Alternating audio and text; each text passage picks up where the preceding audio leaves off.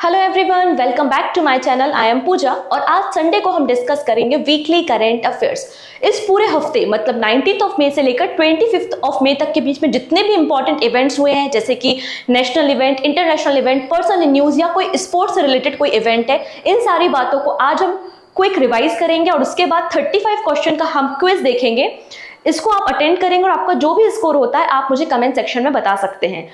जो student daily current affairs नहीं देख पाते उनके लिए एक बेस्ट सोल्यूशन है कि आप वीकली करंट अफेयर्स फॉलो कर सकते हैं, जिसमें हम चीज़ों को हेडलाइन के फॉर्म में या शॉर्ट फॉर्म में डिस्कस करते हैं, जिससे आपका क्विक रिवाइज हो जाता है। तो सबसे पहले हमें बात करनी है important day. 19th of May से लेकर 25th ऑफ मई के बीच में हमने जो भी इंपॉर्टेंट डे सेलिब्रेट किए हैं और उनकी थीम हम यहाँ पे डिस्कस करेंगे। चलिए स्टार्ट करते हैं। अब वो सारे स्टूडेंट जो पहली बार चैनल पे आ रहे हैं, जिनको नहीं पता अबाउट द पीडीएफ, तो मैं बताना चाहती हूँ कि डिस्क्रिप्शन में लिंक अवेलेबल है मेरे टेलीग्राम की, या फिर सिंपली आप सर्च कर सकते हैं पूजा जैन CA 247। ये मेरा टेलीग्राम चैनल है और यहाँ से आपको जो भी करंट अफेयर्स की पीडीएफ्स होती हैं, चाहे वो वीकली करंट अफेयर्स हो या मॉर्निंग 9 AM के डेली करंट अफेयर्स, आप पीडीएफ को डाउनलोड कर सकते हैं। ओके, सो 20th ऑफ मई को हमने सेलिब्रेट किया वर्ल्ड मेट्रोलॉजी डे, क्योंकि मेजरमेंट बहुत जरूरी है। थीम क्या थी? We measure today for sustainable tomorrow. Done. 20th of मई को हमने एक और इंपॉर्टेंट डे सेलिब्रेट किया, वर्ल्ड बी डे। बीज क्यों इंपॉर्टेंट होती है? क्योंकि ये पॉलिनेशन के लिए रिस्पॉन्सिबल है एंड थीम थी be engaged with youth. Next है 21st ऑफ मई को हमने national anti terrorism day celebrate किया था, क्योंकि इस दिन डेथ एनिवर्सरी होती है हमारे कंट्री के youngest prime minister Rajiv Gandhi ji की, जिनका 1991 में असैसिनेशन कर दिया गया था, हत्या कर दी गई थी बाय द LTTE। ठीक। एंड 22nd ऑफ मई को हमने international day for biological diversity celebrate किया था, जिसकी थीम थी be part of the plan. अब एक बहुत इंपॉर्टेंट डे हम यहाँ पे डिस्कस कर रहे हैं। एक्चुअली नेक्स्ट स्लाइड के जो सारे के सारे दिन हैं ये आपके इंपॉर्टेंट हैं।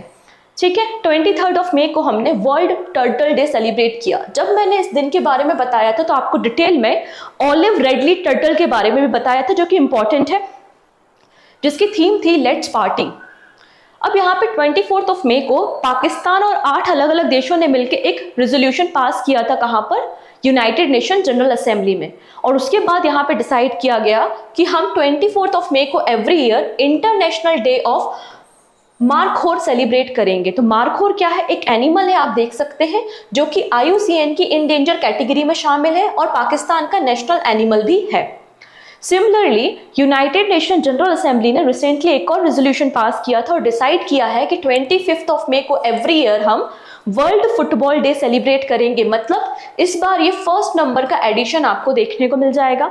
वहीं अगर हम फीफा के प्रेसिडेंट की बात करते हैं तो उन्होंने कहा है कि 21st ऑफ मई से लेकर 25th ऑफ मई के बीच में हम वर्ल्ड फुटबॉल वीक सेलिब्रेट करेंगे। डन। नेक्स्ट है 25th ऑफ मई को अफ्रीका डे सेलिब्रेट किया गया, क्योंकि इस दिन अफ्रीकन यूनियन का फॉर्मेशन हुआ था, जिसमें आपको 55 कंट्रीज देखने को मिल जाएंगी। थीम क्या थी? Education fit for the 21st century. Done. चलिए, ये तो थे हमारे इंपॉर्टेंट डे। अब हम बात करते हैं सम इंपॉर्टेंट पर्सन जो न्यूज में थे। यहाँ पर हम हेडलाइंस के फॉर्म में ही डिस्कस करेंगे, जिससे आपका जल्दी से जल्दी रिवीजन हो सके। सबसे पहली बात करते हैं CII के प्रेसिडेंट, मतलब कॉन्फेडरेशन ऑफ इंडियन इंडस्ट्री के प्रेसिडेंट 2024-25 के लिए, 24-25 के लिए संजीव पुरी को अपॉइंट किया गया है। कौन? संजीव पुरी, जो कि MD है ITC के। अब बात करते हैं इटालियन ओपन के बारे में। रिसेंटली इटालियन ओपन कंक्लूड हुआ है एंड मेन सिंगल का टाइटल जर्मनी के एक professional tennis player Alexander Zverev ने जीता है। वहीं अगर हम इटालियन ओपन में वीमेंस कैटेगरी की बात करते हैं तो professional world number 1 tennis player जो कि पोलैंड से है, जिनका नाम है ईगा स्वितेक, इन्होंने वीमेंस कैटेगरी में ये टाइटल अपने नाम किया है। नेक्स्ट है नेशनल किशोर कुमार अवार्ड। ये अवार्ड मध्य प्रदेश का कल्चर डिपार्टमेंट देता है एवरी ईयर एंड 2022 का अवार्ड किसे मिला है? फेमस एक्टर धर्मेंद्र जी को ये अवार्ड दिया गया है। अगली कंट्री है डोमिनिकन रिपब्लिक और इसके सेकेंड टर्म के लिए प्रेसिडेंट अपॉइंट हुए हैं, जिनका नाम है लुइस अबिंदर।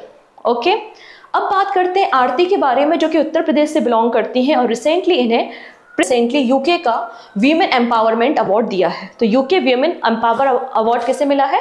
आरती को मिला है, जो कि उत्तर प्रदेश से बिलोंग करती हैं। नेक्स्ट बात करेंगे हम थाईलैंड ओपन के बारे में। थाईलैंड ओपन, रिसेंटली इसमें जो डबल का या डुओ का पेयर है हमारा, सात्विक साईराज और चिराग शेट्टी ने इस मेडल को जीता है या इस टाइटल को अचीव किया है। And world number 1 double category में वर्ल्ड नंबर 1 हमारा ये पेयर सात्विक साईराज और चिराग शेट्टी का बन चुका है। ठीक है, अगली पर्सन बहुत इंपॉर्टेंट है क्योंकि 2 बार वर्ल्ड चैंपियन रह चुकी है, बॉक्सिंग से एसोसिएटेड है, निखत जरीन। निखत जरीन और मीनाक्षी ने रिसेंटली गोल्ड मेडल जीता है एलोर्डा कप, जो कि कजाकिस्तान में हुआ था। तो क्वेश्चन यहां से ये भी बन सकता है कि एलोर्डा कप का रिलेशन किससे है, आंसर हो जाएगा बॉक्सिंग से।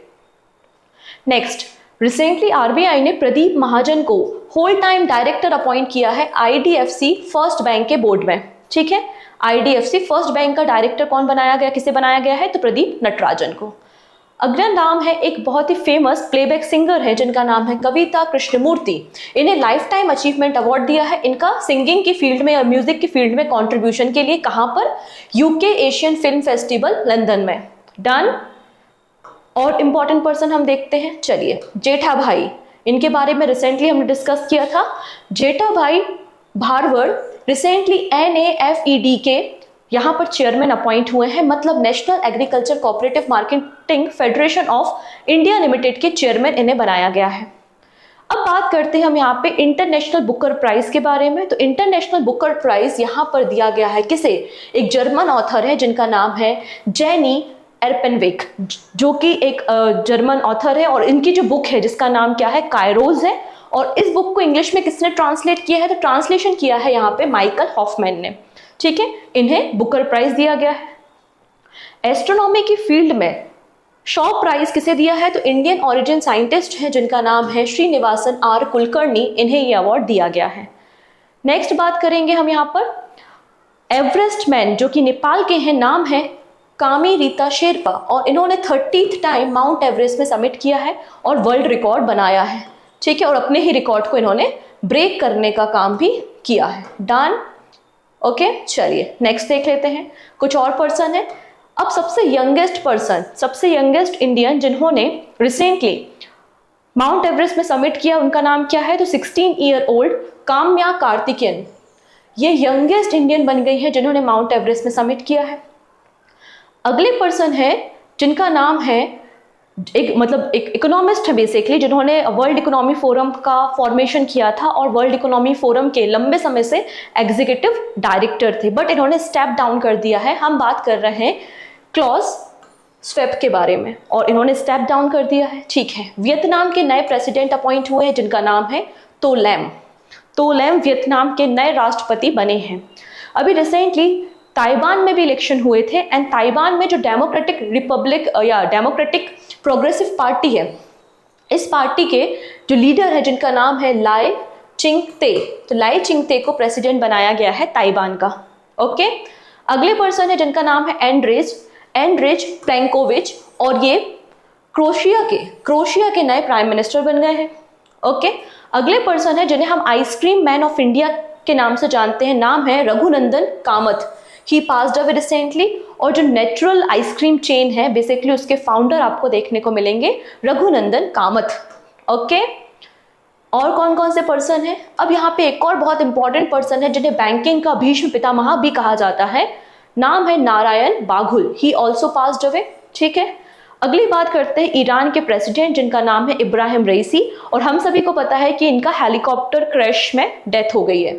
ठीक, अब यहाँ पे आपको 2 नाम देखने को मिलेंगे, निशात कुमार एंड प्रीति पाल। निशात कुमार का रिलेशन हाई जंप से है और प्रीति पाल 200 मीटर रेस कैटेगरी से बिलोंग करती हैं। रिसेंटली इन्होंने सिल्वर मेडल, निशात कुमार ने सिल्वर मेडल और प्रीति पाल ने ब्रोंज मेडल जीता है वर्ल्ड पैरा एथलेटिक चैंपियनशिप जो कि जापान में हो रही है।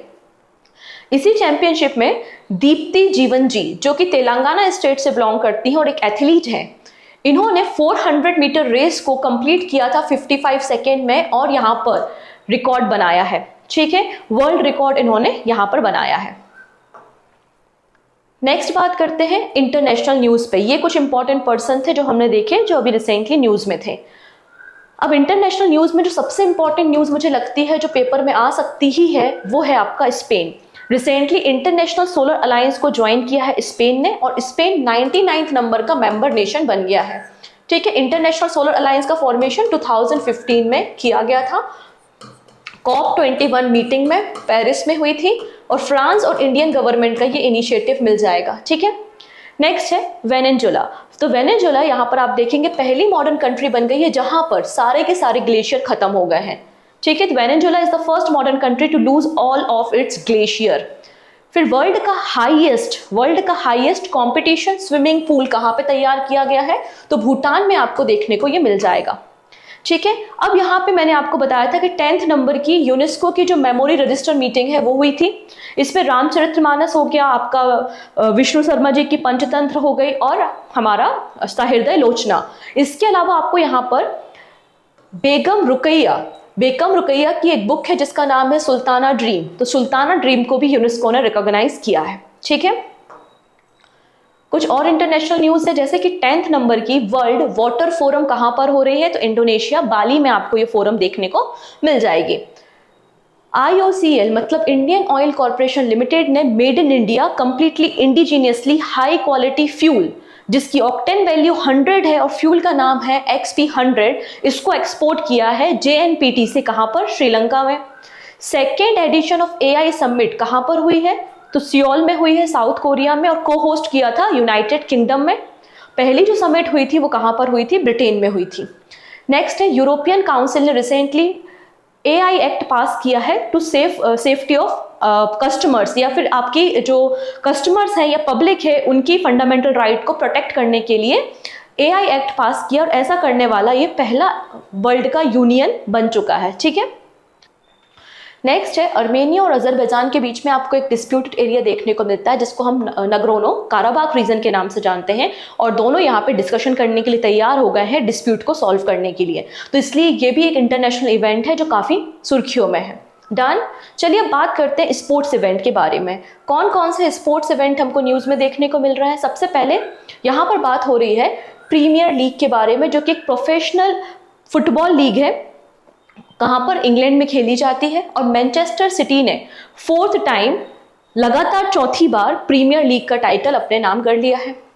नेक्स्ट है हम बात कर रहे हैं 2026 एंड 2029 के वीमेंस एशियन कप के बारे में। इसकी होस्ट सिटी को अनाउंस कर दिया गया है। 2026 में वीमेन एशियन कप कहां पर होंगे? ऑस्ट्रेलिया में खेले जाएंगे। वहीं 2029 में कहां पर होंगे? उज्बेकिस्तान में। ठीक है, ब्राजील को डिक्लेयर किया गया है कि 2027 के जो वीमेंस वर्ल्ड कप होंगे, फीफा वर्ल्ड कप, वो कहां पर होंगे? ब्राजील में होंगे। तो 2027 के वीमेंस फीफा वर्ल्ड कप कहां पर होंगे? ब्राजील में। इस तरह के क्वेश्चन अक्सर वनडे एग्जाम में पूछे जाते हैं, तो थोड़ा सा आप इन्हें याद रखेंगे। ठीक है, आप देख सकते हैं कि 2026 के फीफा मेंस वर्ल्ड कप कहां पर होंगे? तो USA, कनाडा एंड मैक्सिको में होंगे। अगर हम बात करते हैं 2030 के मेंस फीफा वर्ल्ड कप के बारे में, तो आप देखेंगे 6 countries Spain, Portugal, Morocco, Paraguay, Uruguay and Argentina में होंगे। वहीं 2034 के जो आपके फीफा वर्ल्ड कप होगा, मेंस वर्ल्ड कप, वो कहां पर होगा? सऊदी अरेबिया में आपको देखने को मिल जाएगा। डन। अब बात करते हैं next segment which is index. तो हमने इस पूरे वीक में कुछ इंडेक्स भी देखे थे, हम उनको रिवाइज कर लेते हैं। सबसे पहला वर्ल्ड इकोनॉमी फोरम ने रिलीज किया था travel and tourism development index, जिसमें इंडिया 39th पोजीशन पे है और इंडिया का स्कोर 4.25 है। फर्स्ट नंबर पे आप देखेंगे USA, स्पेन और जापान देखने को मिलेंगे। एंड अगर हम बॉटम 3 कंट्रीज देखेंगे तो बॉटम 3 कंट्रीज में आपको कैमरून, सियरा लियोन एंड माली देखने को मिलेगा। माली की पोजीशन 119 नंबर पर है। बॉटम पे कौन है? माली है। ओके, नेक्स्ट बात करते हैं Oxford global cities index report, जिसमें पूरी वर्ल्ड की 1000 सिटीज की रैंकिंग की गई थी और इंडिया में टॉप है दिल्ली की रैंकिंग 350 पोजीशन पे आपको देखने को मिलेगी। पूरे वर्ल्ड में टॉप पर कौन है? तो आपको न्यूयॉर्क शहर देखने को मिल जाएगा। सेकंड नंबर पे लंदन है।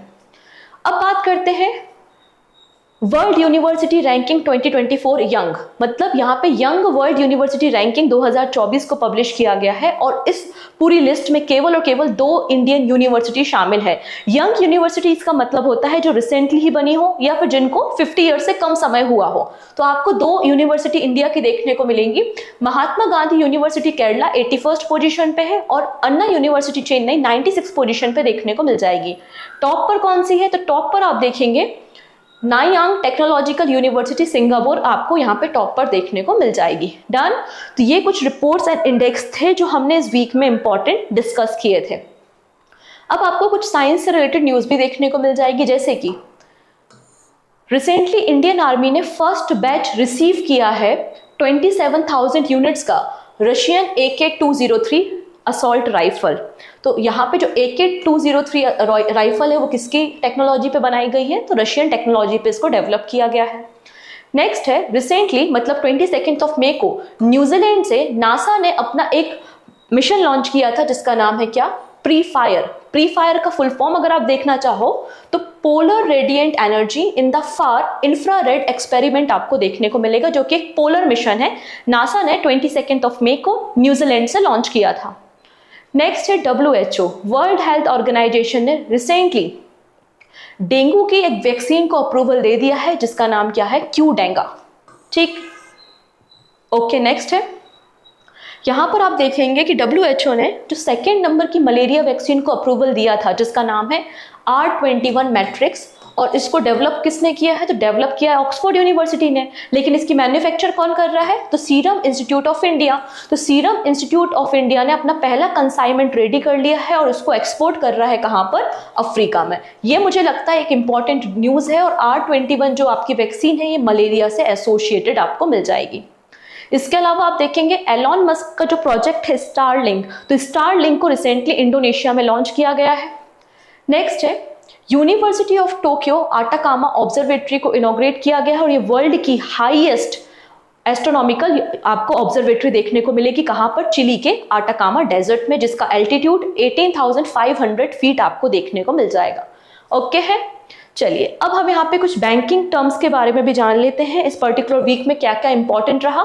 सबसे पहली बात, IMF इंटरनेशनल मॉनेटरी फंड ने एक रिपोर्ट पब्लिश की थी which is regional economy outlook report. इस रिपोर्ट के accordingly Asia and Pacific area में हमारी जो इकोनॉमिक ग्रोथ है वो कितनी रहेगी? तो according to this IMF report Asia and Pacific region में जो ग्रोथ होगी वो 2024 में 4.5% होगी, वहीं 2025 में ये आपकी ग्रोथ 4.3% रहेगी। अगर इंडिया के रिस्पेक्ट में बात करते हैं तो according to the IMF India की ग्रोथ रेट देखेंगे तो इंडिया की ग्रोथ रेट 6.8% होगी 2024 में एंड 6.5% होगी इन 2025। तो आपको IMF की रेटिंग्स पता होनी चाहिए कि 24 एंड 25 में according to the IMF India का GDP ग्रोथ कितना है, तो 6.8 एंड 6.5 रिस्पेक्टिवली। ठीक, चलिए अब SBI जनरल इंश्योरेंस ने रिसेंटली बीमा सेंटर या बीमा सेंट्रल प्लेटफॉर्म को लॉन्च किया है। बेसिकली एक नया इनोवेशन जिसमें सभी लोग अपने जितनी भी पॉलिसीज हैं उनको एक ही जगह पे इंटीग्रेट कर सकें।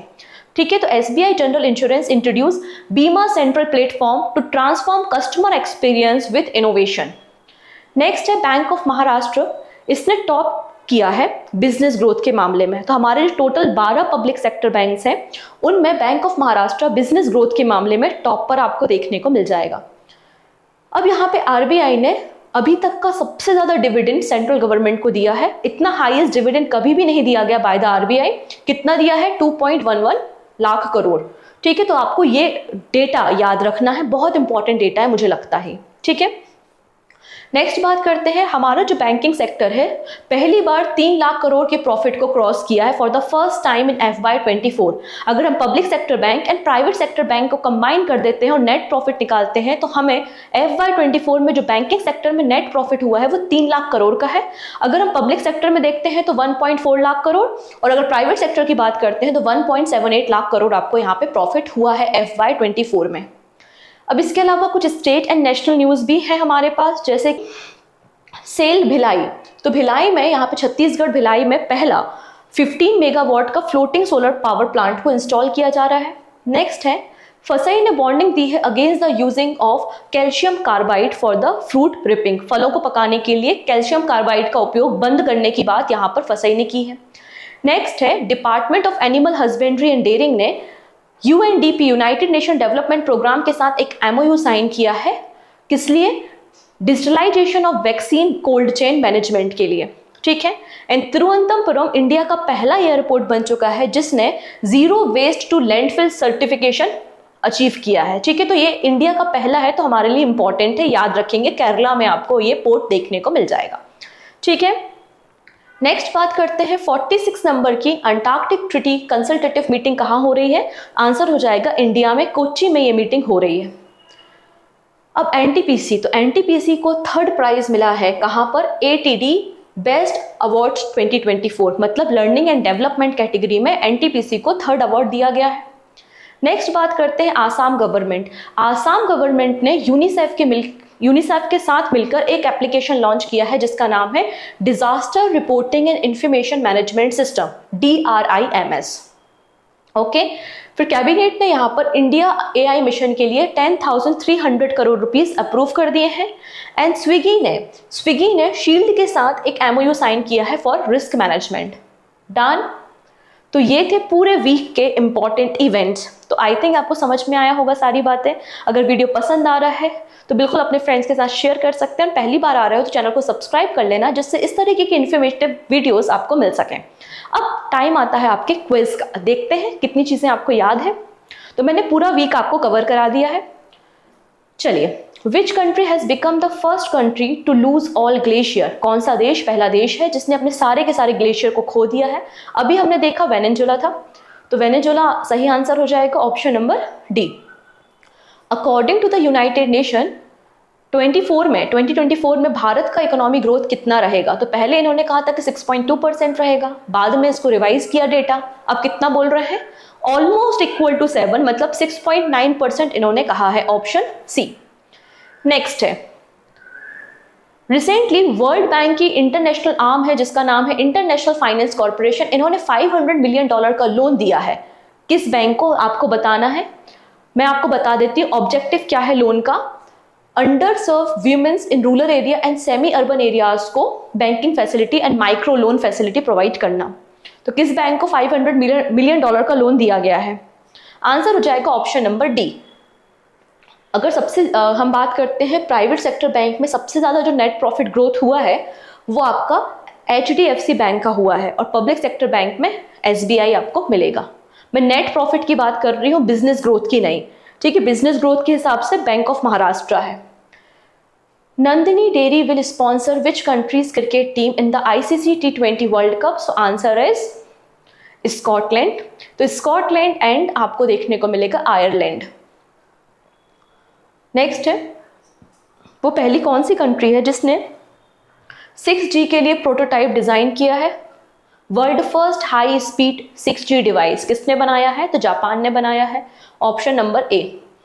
नेक्स्ट, वर्ल्ड का हाईएस्ट कंपटीशन पूल कहां पर सेटअप किया गया है, कहां पर इनॉग्रेट किया है? तो आंसर है भूटान। अभी देखा, आज ही देखा, ऑप्शन सी बिल्कुल करेक्ट है। चलिए, अब बात हो रही है Times Higher Education young university ranking के बारे में। अभी हमने देखा जिसमें आपको इंडिया की 2 यूनिवर्सिटी मिलेंगी। The 2 Indian university, Mahatma Gandhi university and Anna university have rank in the top 100 list. And Nanyang technological university Singapore, इसने फर्स्ट पोजीशन अचीव किया है। कौन सा स्टेटमेंट करेक्ट है? तो हम देख पा रहे हैं कि ये दोनों के दोनों स्टेटमेंट यहाँ पे करेक्ट है, ऑप्शन सी। चलिए, नेक्स्ट है, रिसेंटली किन 2 देशों ने मिलकर एक एग्रीमेंट साइन किया है और जॉइंटली डेवलप करेंगे interceptor for hypersonic missile? Hypersonic missile को इंटरसेप्ट करने के लिए टेक्नोलॉजी डेवलप करेंगे जापान और USA, option A. Next, archaeologist recently discover the first evidence of rock art in which city of Karnataka? हमने देखा था एक फुटप्रिंट, ह्यूमन फुटप्रिंट मिला था। आंसर क्या हो जाएगा यहाँ पे? Mangaluru, option A is the right answer. Next है, department of animal husbandry and dairy ने किस ऑर्गेनाइजेशन के साथ MOU साइन किया है for vaccine cold chain management? So answer is UNDP, United nation development program, मतलब option A. Second edition of India Australia Indonesia trilateral maritime security workshop conducted in which city? तो recently ये workshop हुई है तीनों देशों के बीच में, कहां पर हुई है? ऑप्शन नंबर डी, कोच्चि में। Ebrahim Raisi who passed away recently in a helicopter crash, ये किस कंट्री के प्रेसिडेंट थे? तो आंसर क्या हो जाएगा यहाँ पर? ईरान के थे, option number D. Nikhat Zareen recently इन्होंने गोल्ड मेडल जीता है एलोर्डा कप में। पूछा जा रहा है ये किस स्पोर्ट से एसोसिएटेड है? तो आंसर हो जाएगा ये बॉक्सिंग से है, option number B is the right answer. Next है, वो कौन सी कंपनी है जिसने अभी XP100 को श्रीलंका में एक्सपोर्ट किया है? आंसर क्या है यहाँ पर? Indian Oil Corporation, option B. सब कुछ पड़ा हुआ है, ठीक है। नेक्स्ट है, वो कौन सी कंपनी है जिसने recently simulation centre of excellence को ओपन किया है अपने ही कैंपस में बेंगलुरु में?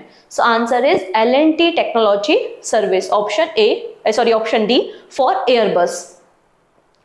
नेक्स्ट है, which state government has reserve 33% of the government contract job for women's? So answer is Karnataka, option D.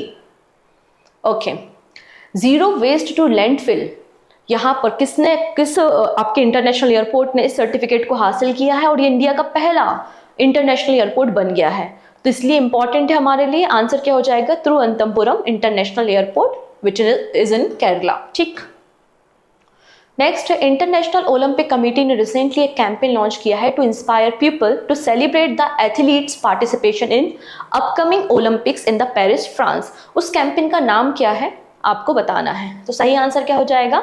Let's move India, option D. ठीक है, option D. Okay, youngest Indian mountaineer कौन बन गई हैं जिन्होंने वर्ल्ड की हाईएस्ट पीक माउंट एवरेस्ट में summit की है? So answer Kamya Karthikeyan, option D. 99th member international solar alliance का रिसेंटली कौन बना है? आज ही हमने देखा है अभी थोड़ी देर पहले। क्या हो जाएगा सही answer? Spain, option A. First Asian relay championship कहां पर हुई जिसमें इंडिया ने 3 मेडल जीते हैं? 1 गोल्ड है, 2 सिल्वर है। आंसर हो जाएगा यहां पर Bangkok, Thailand. FIFA women's world cup 2027 कौन सा देश होस्ट करेगा? तो ब्राजील होस्ट करेगा, ऑप्शन नंबर सी। ठीक, नेक्स्ट, बिलियम लाई चेंग ते has become the new president of which country? तो आंसर हो जाएगा ताइवान के नए प्रेसिडेंट यहां पे अपॉइंट हुए हैं। R21 मैट्रिक्स एम रिसेंटली हमको न्यूज़ में देखने को मिली, क्या है ये? तो आप देखेंगे एक एंटी मलेरिया वैक्सीन है जिसको serum institute of India manufacture कर रहा है। नेक्स्ट है, according to the national commission for backward class report, हमारी कंट्री में कितने % शेड्यूल कास्ट इनरोलमेंट में इजाफा हुआ है? ठीक है, enrolment under the schedule caste category has grown by how much %? Answer कितना है? 44% आप देखेंगे इनरोलमेंट इंक्रीज हुआ है, ऑप्शन नंबर डी। चलिए नेक्स्ट है, Thailand open super 500 badminton tournament में मेंस डबल टाइटल किसने जीता है? तो अभी हमने देखा सात्विक साईराज और चिराग शेट्टी का पेयर है, ऑप्शन नंबर बी बिल्कुल करेक्ट हो जाएगा। Okay, which bank has recorded the highest growth rate in the FY24 in the term of total business and deposit mobilization among the public sector bank? So answer is bank of Maharashtra, option D. Travel and tourism development index recently news में था, कौन सा organisation इस index को release करता है? So answer is world economy forum, option B is the right answer. Next है, the amount did the RBI approve to transfer as surplus to the central government for accounting year 23-24? तो dividend कितना transfer किया है? तो 2.11 lakh crore rupees का dividend transfer किया है, option C. Oldest Indian women जिन्होंने रिसेंटली माउंट एवरेस्ट में समिट किया है कौन बन गई हैं? तो मध्य प्रदेश से बिलोंग करती हैं ज्योति रात्रे, ऑप्शन ए। PM वानी स्कीम रिसेंटली न्यूज में थी, PM वानी का ऑब्जेक्टिव क्या है? तो PM वानी स्कीम का ऑब्जेक्टिव है to provide affordable and high speed internet connectivity to rural and the remote area. Okay, option B. Answer कर पा रहे हो? इजी है।